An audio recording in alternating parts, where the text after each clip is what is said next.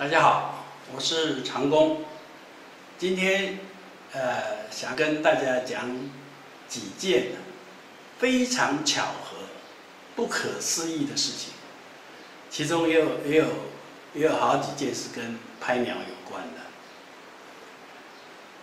第一個事情啊，那是很早，因為這個是沒有影片的。有一次那時候高速公路，我們一高啊剛開通沒有多久，那我開着車子從頭份啊要回台中回家，這個半路上啊，我那個車子前面有旗桿啊，左邊的旗桿上面掛了一隻麻雀，剛剛好就啪打在这個旗桿上面，就身體就像折斷了，然後它不会掉下来，就掛在那裡。車子一直開，我那時候就哎呀，這個實在是奇景啊，想要趕快拍下來，可是手邊又沒有相機，然後又在高速公路上面。最後到了收費站，車子一停，麻雀就掉下來了。這個幾率啊，因為當時高速公路剛開通不久，所以這個鳥啊也不太適應這個環境，還是會低飛啊。那時候車子並不是太多，所以這種幾率能夠這樣碰上去掛在那裡，這個是不可思議。第二個事情呢，也是鳥。以前我在老家山上種水果，因為是種在山上嘛，所以它是它開墾成這樣一坡，它不像那種梯田，種稻梯田是比較寬，那個種水果它就一行上面一行再一行這樣。那我從底下要走上去，我們那是種的梨子，它這一行裡面呢，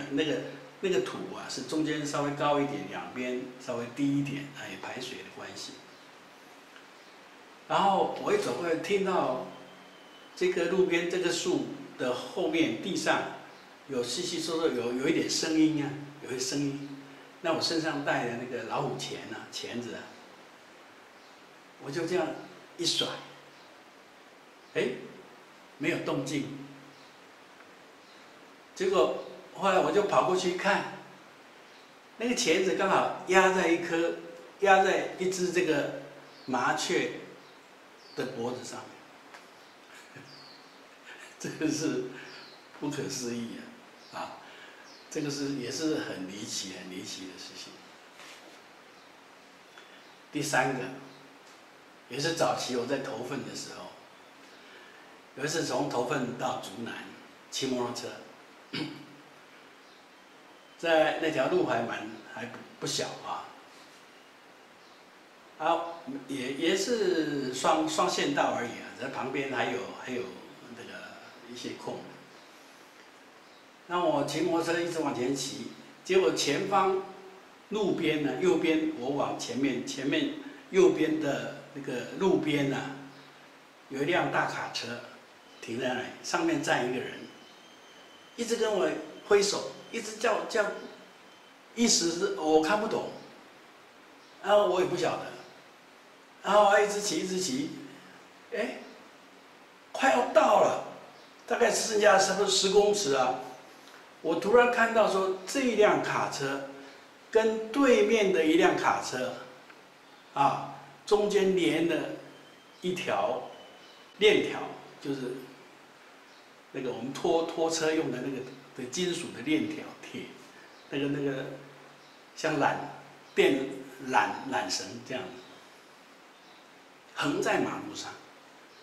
可能就是這個車子這樣出來要拉後面的車，結果這個出來過來以後，那個車還沒有拉，它一條鐵，一個很粗的，差不多比大拇指粗，差不多這麼粗的一個纜繩，就橫在馬路上，這個多危險啊！我一看到的時候已經來不及，因為只有看到以後，馬上就快要撞上去了。突然間，後面一輛小卡車，很快的，砰一下就把那條纜繩給撞斷了，那我就平安的過去。這是千鈞一髮，真的是，如果當時沒有那部小卡車，把那條橫在馬路上的那條線，它的高度大概就是大概我們如果站着的話，大概在胸部左右這樣一個高度。騎摩托車的話，一卡可能人就走了。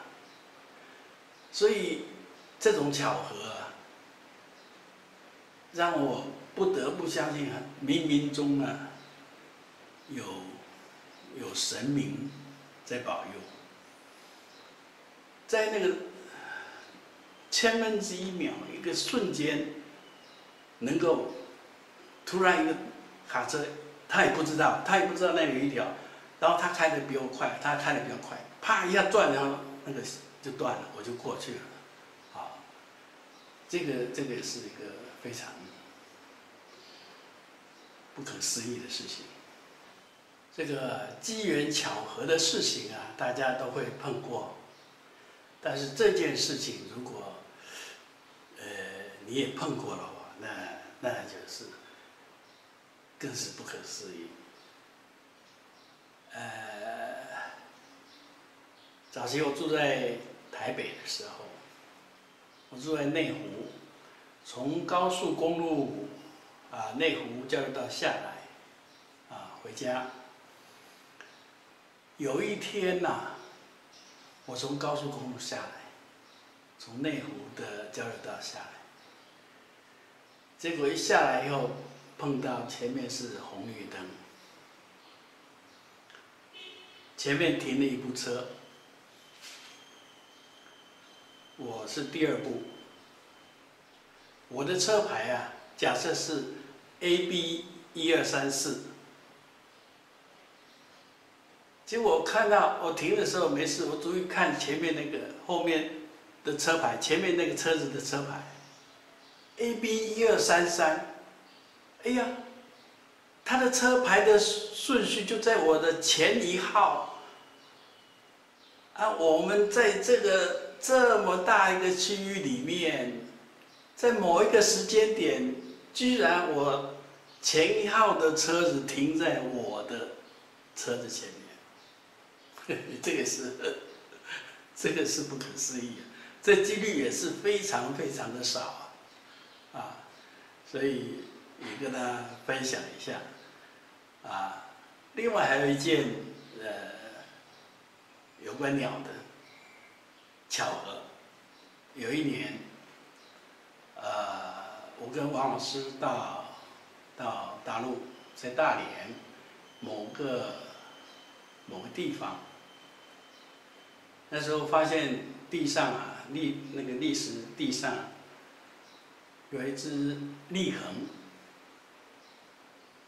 恆在孵蛋結果我跟王老師就坐下來排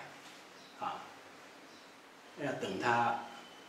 因為他看到人總會走開，然後等他慢慢回來我坐着三腳架架着，坐在地上，這樣比較平一點的角度拍那隻立恆。結果這個立恆後來走到比較遠一點的地方